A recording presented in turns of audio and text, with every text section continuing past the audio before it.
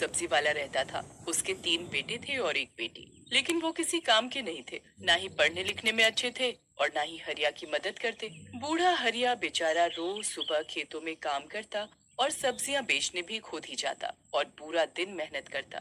एक दिन उसे घर जाते हुए रात हो जाती है और उसकी तबीयत बहुत खराब हो जाती है। अजी, आज तो आपकी तबीयत खराब लग रही है। कल आप मत जाना, घर पर ही रहना और आराम करना। हाँ पिताजी, माँ सही कह रही है। नहीं शीला, मेरा इतना बड़ा परिवार है, उसका पेट पालने के लिए मुझे तो काम पर जाना ही होगा। ना जाने कहाँ से ये तीनों लड़के मिले हैं, जिन्हें अपने बूढ़े बाप पर जरा भी दया नहीं आती। अगले दिन हरिया काम पर चला जाता है और मीरा अपनी सहेली के घर जाती है। अच्छा माँ, मुझे थोड़े पैसे तो देना, मैंने कुछ सोचा है। तुझे शर्म नहीं आती? तेरा बीमार बूढ़ा बाप सारा दिन मेहनत करता है और तुझे पैसे उड़ाने हैं। तुम तीनों लड़कों के होने से तो अच्छा भगवान एक लड़की और दे देता मुझे। जाकर खेतों से सब्जियां ही काट लाया करो। अरे यार, फिर वही लेक्चर। अरे रमेश महेश, चलो हम ही ले लेते हैं पैसे। मुझे पता है माँ ने कहाँ रखे हैं पैसे। तीनों अपनी माँ के हाथों को बांध देते हैं और पैसे निकाल लेते हैं। अरे नास मिटो, ये क्या कर रहे हो? मेरा पर्स वहीं रखो। लेकिन रमेश, सुरेश और महेश शीला की एक नहीं सुनते और सारे पैसे ले जाते हैं। मिल गए पैसे, चलो चले, मजे करेंगे मजे। हाय हाय, तुम्हारा नाच मिटे, सारे पैसे ले गए। एक एक पैसा करके जोड़ा था, मेहनत की कमाई ले गए। फिर महेश कपड़े की दुकान में जाता है। अरे भैया, एक हीरो जैसे एकदम गोविंदा स्टाइल लाल पीले रंग के कपड़े तो दिखाओ जरा। अच्छा भाई, ये लो एकदम गोविंदा स्टाइल पैंट शर्ट। एकदम रापचिक लगूंगा मैं इसमें तो। हाँ हाँ, क्यों नहीं, आप ट्राई कर लो यही दुकान पे। महेश कपड़े पहनकर आता है। देखो भाई अब, क्यों लग रहा हूँ ना मैं एकदम गोविंदा? हाँ भाई, एकदम जोकर लग रहे हो।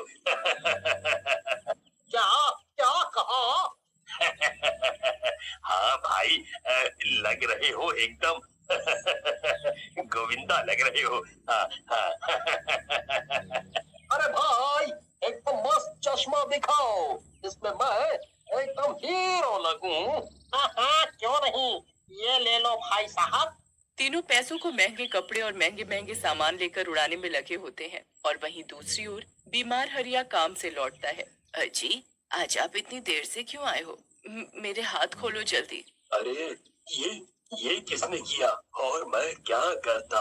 आज तबीयत भी खराब थी और खेतों में भी जाना था, सब्जियां काटने, इसलिए वक्त लग गया।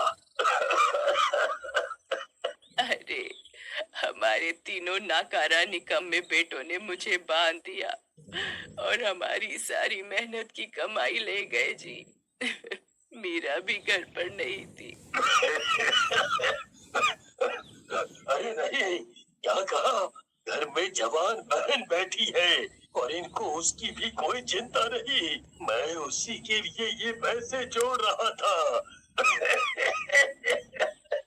तभी मीरा घर आ जाती है।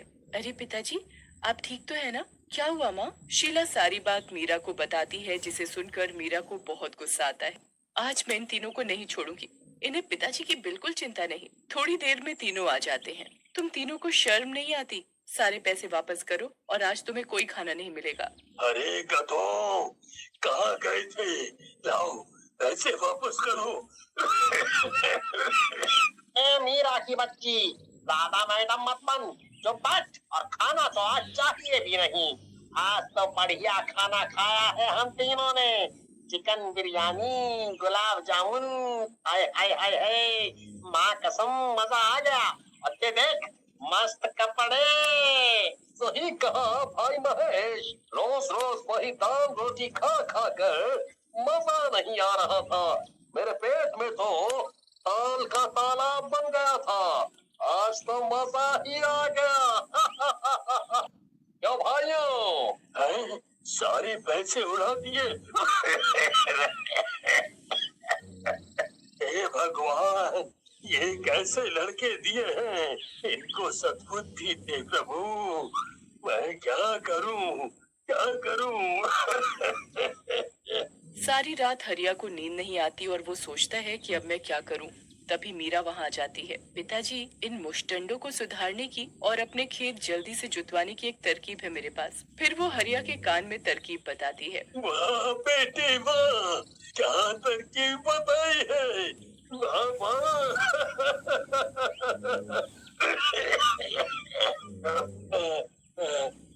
अगले दिन हरिया बिस्तर पर पड़ जाता है।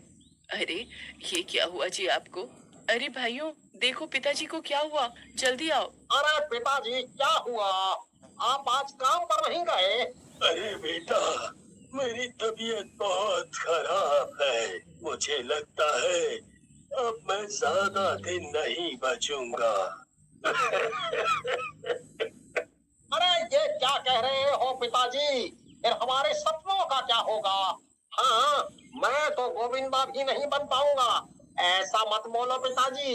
हाँ, तभी मैं तुम्हें आज सबके सामने एक सच बताना चाहता हूँ।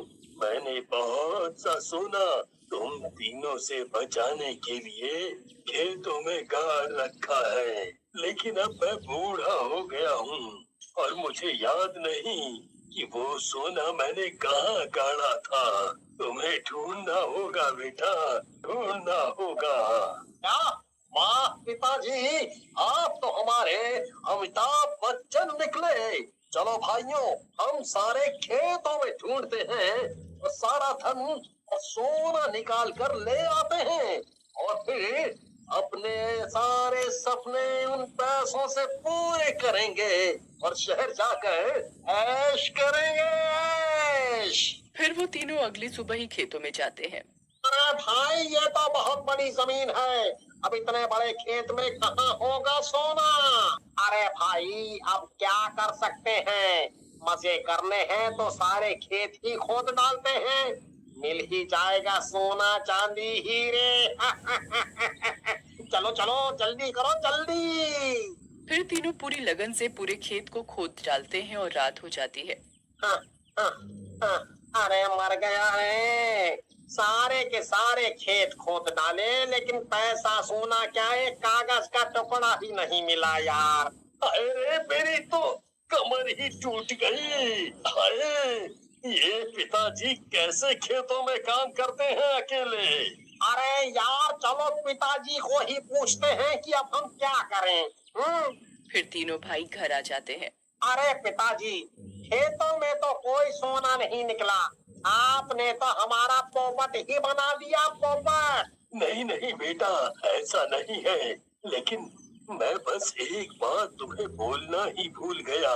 ये सब्जियों के बीज खेतों में डालने थे और जहाँ पर सबसे अच्छा सब्जी का पौधा निकलेगा वहीं पे सोना दबा होगा। ऐसा तुम्हारे दादाजी ने भी कहा था। इतनी सी बात आप पहले ही बता देते, हम कल ही जाकर पूरे खेतों में ये बीज डाल देंगे। हाँ भाई, एक भी कोना नहीं छोड़ेंगे। पता नहीं वो सोना कहाँ दबा हो। अगली सुबह तीनों जाते हैं और पूरे खेतों में सब्जियों के बीज डाल देते हैं और घर चले जाते हैं। कुछ दिनों बाद बारिश भी होने लगती है और फिर कुछ समय बाद खेतों में बहुत ही सुंदर पौधे निकल आते हैं। सब खेतों में जाते हैं। अरे पिताजी, पौधे को निकल आए। वाह, कितना सुंदर लग रहा है हमारा खेत। पर ये तो पूरे खेतों में ही पौधे निकल आए और बढ़िया सब्जी भी आ गई। अब कितना और इंतजार करना पड़ेगा? हाँ, और आपने तो कहा था कि जहाँ पैसा होगा और सोना होगा वहीं से बढ़िया सब्जी आएगी। मेरे बच्चों, तो यही तो है वो पैसा। ये सब सब्जियां हम बाजार में बेचेंगे और खूब पैसा कमाएंगे। क्या समझे मेरे भाइयों? तो आप समझा, तो इसलिए आपने हमसे ये सब करवाया था।